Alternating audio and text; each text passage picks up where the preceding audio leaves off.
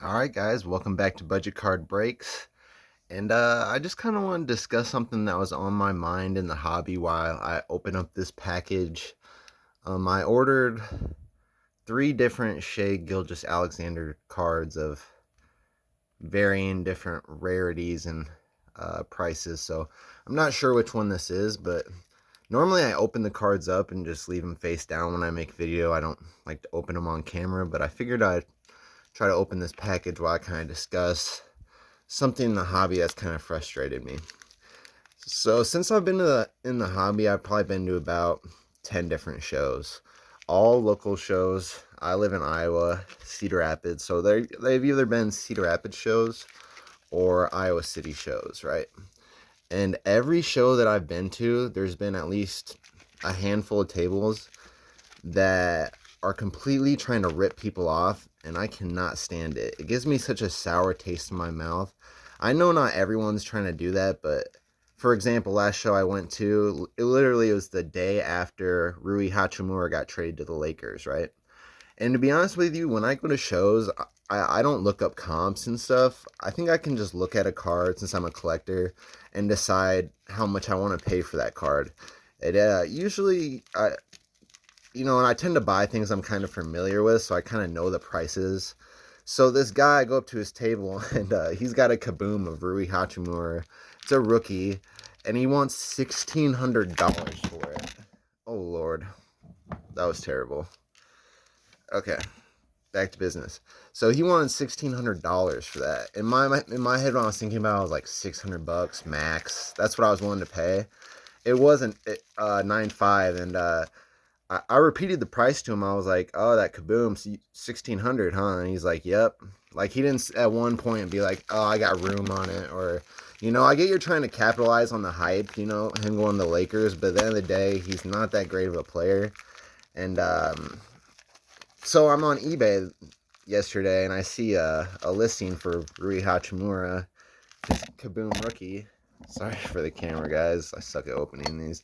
That's why I opened them before, and I always like. But I figured with the extra time. Okay, so this is not the main card, but this is a pretty cool one. But just to end the story quick, like I hate people. I get certain people bring cards to shows and they kind of want to show them off and not sell them, but don't put it front and center in your case. It's just for me when I see a card that's overpriced like that, it's a complete turnoff. Like I'll just leave the table. I won't look at any other cards on the table because in my mind I'm just like, oh, they got that overpriced. Probably everything's overpriced on their table. They're just trying to rip off, like a mom and dad trying to buy something for their kid. That's what I feel like they're trying to do. They're trying to find one victim who is willing to pay that, right? And when I'm at this show, I meet this guy, and he has a table of cards that I would actually be interested in. They were nice cards. And at the end of the show, he told me he didn't sell one card because they're all higher end cards. Like he wanted 1,800 for a Giannis Kaboom, and I mean that's on price, but I mean it's not like a rookie. It was like 2020 or 2019. In my mind, I wouldn't pay that much for it, and that's why I didn't sell. And then I asked him about his Trae Young rookie auto, not numbered. He wanted 1,300 for that, and in my mind, I was like, 650 I'd pay. And I know, like when I think about when I put prices in my head, that doesn't mean it's going for that. And if it's not going for that, then it's not my time to buy that card. That's just my style of buying. Like I look at a card and I think, how much would I pay for it? You know what I mean? And with this card, I was actually willing to pay more than I got it for. I paid $80 for this card. And so it's a Donruss 2019. So it's not a rookie of Shea, but it's infinite gold. It's out of 10, 8 out of 10. And just from Donruss experience, I know how hard it is to pull these kind of cards. Super rare card. So I believe this is like a pop one as well. But I got this card for $90, and for me, that was good. In my head, if I saw this at a show, I'd be willing to probably pay 140, 150. So when I get things for cheaper, I feel good about it. But so this is the card, but I kind of want to just touch on why that always turns me off with shows. Like, and I did find good deal at the last show I was at, but the tables that do that is just it angers me. I feel like they're trying to rip people off, capitalize on hype. And I know people that know the hobby aren't going to fall for that. Like when I saw 1600, I didn't even bother talking to him because I knew we were so far off. Like maybe I would have paid 650, 700 for that card because it had a high grade. But when you have something priced at 1600, I almost feel like it's insulting to offer that much. So I just moved on. You know what I mean? And guys like that, I mean, let's be real here. He probably bought that card for like 400, and really you got to make that much money on it. Like you can't just my kabooms and stuff, when a lot of them I bought for like 300, and I graded myself, so I'm going to work that into the price, but a lot of them I would let go for $500-600, graded and everything. Of basketball, I understand the football and the soccer and everything. The kabooms are a little bit easier to pull, so I feel like basketball carries a premium. Um, But anyways, I've been dabbling thinking about setting up at a show, but really, talking to that one guy, he didn't sell one card at that show, and I thought he had the nicest table of cards because I guess around locally, it's just people don't have the money to be buying really high end cards. And the thing is, I have a lot of slabs that I bought for like a year ago, like $15 slabs, or maybe I paid $15-20 already graded and everything. I feel like I could bring that to a show, price it for $30, be willing to go down to 25, and they would sell really well, or at least I'm willing to try it because those are cards that I don't really want to hang on to. Like this card right here is a personal collection card. Cards I usually show you guys like 9 times out of 9 are personal collection pieces. I don't really share stuff that like a $20 card, Even though this is a cheap card, I still find it really cool just because of the rarity. Um, with Shea, he's just a guy I really like. I love his game. He's my favorite player in the NBA. So, but I already have like with the next I have a card coming in the mail. It's out of 8 and it's a rookie card. And after I picked that one up, I kind of felt like, okay, I have, some pretty nice Shea cards. Maybe I'll pick up, he has no kabooms or downtowns. They'll probably make one of them next year or this upcoming season because he made the All-Star team. But um other than that, I'm probably gonna sit on it for a while because you don't want to get too invested with cards. I got some nice, rare Shea cards. I probably like 5 or 6 or 2 or 3 out of 10 or under, and then I mean they're all numbered like out of 99 or out of 79. I made sure that it was like rare stuff, but I'm gonna sit on it for a while.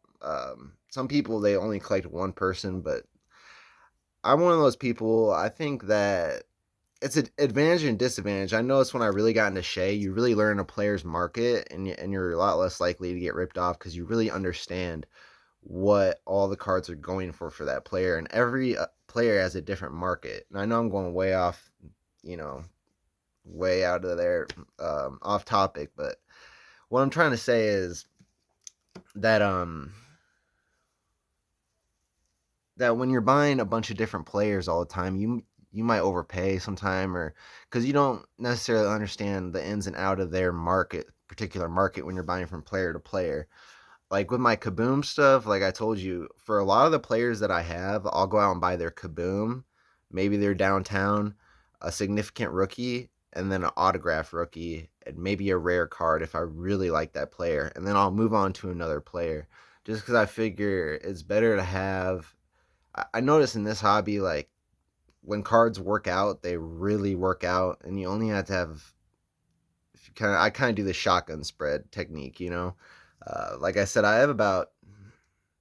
I don't even have like ten cards of this guy, but when I say 10 cards, I say they're all nice cards in my mind, and really, you don't need more than you don't need 50 cards of one player. I mean, I guess you can, but I feel like that just could be dangerous, with people the way they are in this world. I mean, stuff could come up about them. I mean, look at Brett Favre, for example.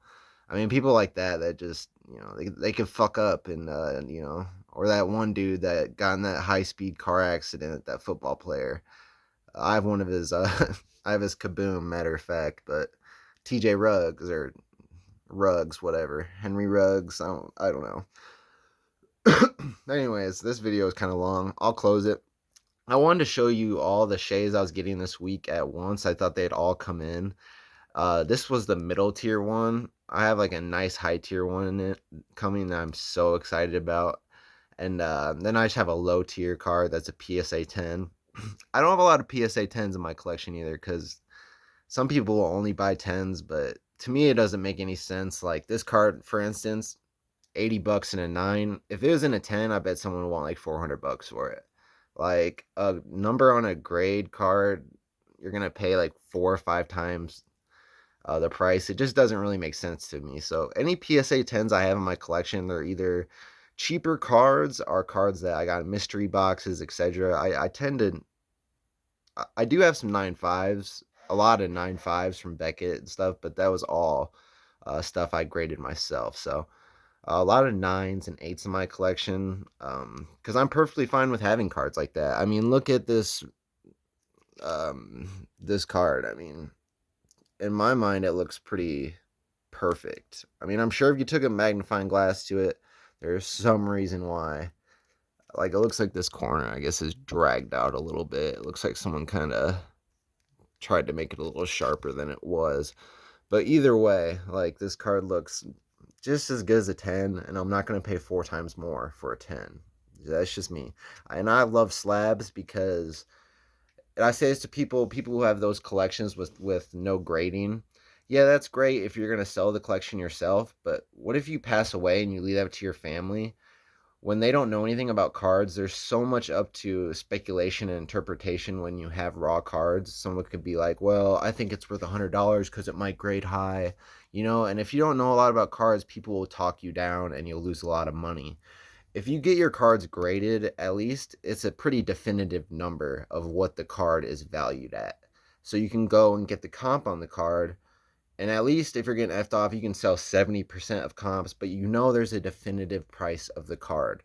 So I think it is smart to get your cards graded, ones that are worth getting graded, because like I said, it puts a definitive value on the card, and there's no up for interpretation or anything. I mean, the value is what it is.